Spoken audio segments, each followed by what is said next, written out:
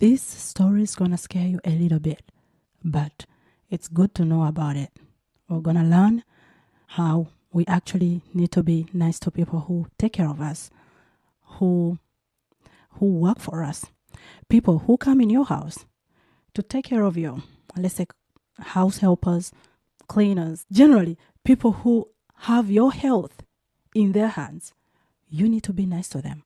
And that niceness has to generally come from your heart. Not just being nice just to please them, but genuinely being nice to someone, being kind to someone, being respectful to someone. All right, with no further talking, let's dive into the story. Brace yourself. Don't freak out. What's the scariest urban legend from your state? Today we're talking about Louisiana. While this house may be beautiful, it allegedly has a very dark history.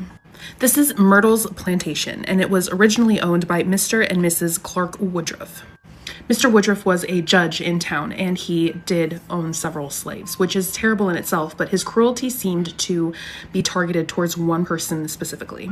Allegedly, Chloe would work inside the house, and his cruelty fell on her. He was exceptionally, it was almost like he was targeting her specifically. Chloe did try to protect herself from this violence, and she would do this by listening in on conversations between the couple, trying to find ways to ease the violence towards her. But one day she was caught eavesdropping on the couple, and in order to punish her, Mr. Woodruff cut off her ears. Now, in order to hide this mutilation that he had done to this poor girl, he made her wear a green turban around the house so no one would see what he had done. Chloe, still desperate to get on the right side of this family, on the 9th birthday of their daughter, she baked them a cake and poisoned this cake with oleander leaves. Some say it was not her intention to do any harm, just to make the family sick so that she could nurse them back to health, because healers were some of the most respected people in this area. Unfortunately, she put too much oleander leaves into this cake and the family passed away. When Chloe's actions were found out, she was hanged in public and then thrown into the Mississippi River. But that's not the end to the tragedies in this house. The new family that bought the house would die due to tuberculosis, and then the next house was haunted.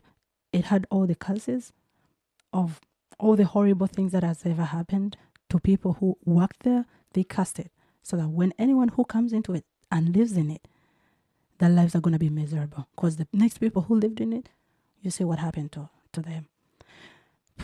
There is more, but I don't want to scare you guys.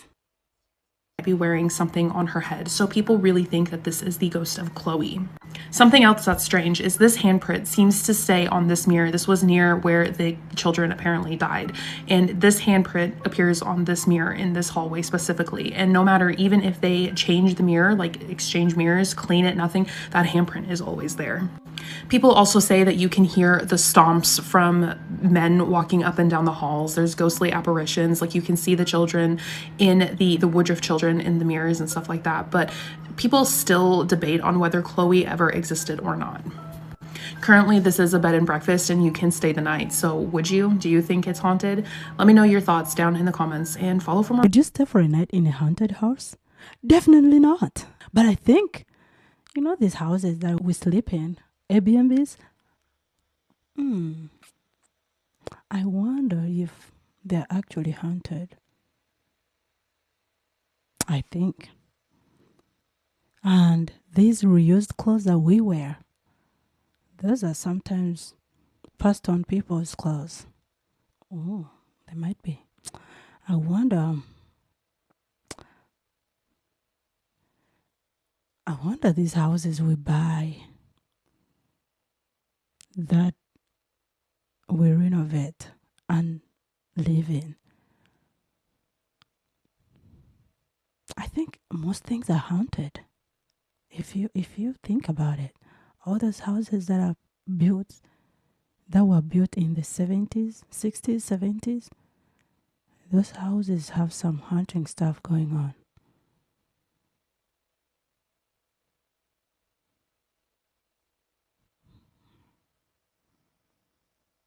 Anyway, I don't like scary stuff, but this justice was served, but also innocent people ended up dying from it. So that's sad. It's a sad story. I wish she talked and then got justice. But also, if you think about that, old days, there was no justice, specifically to a certain race of people. A certain color of people, they didn't get justice. So, anyway, I'll bring more stories because there's more. Have a great time.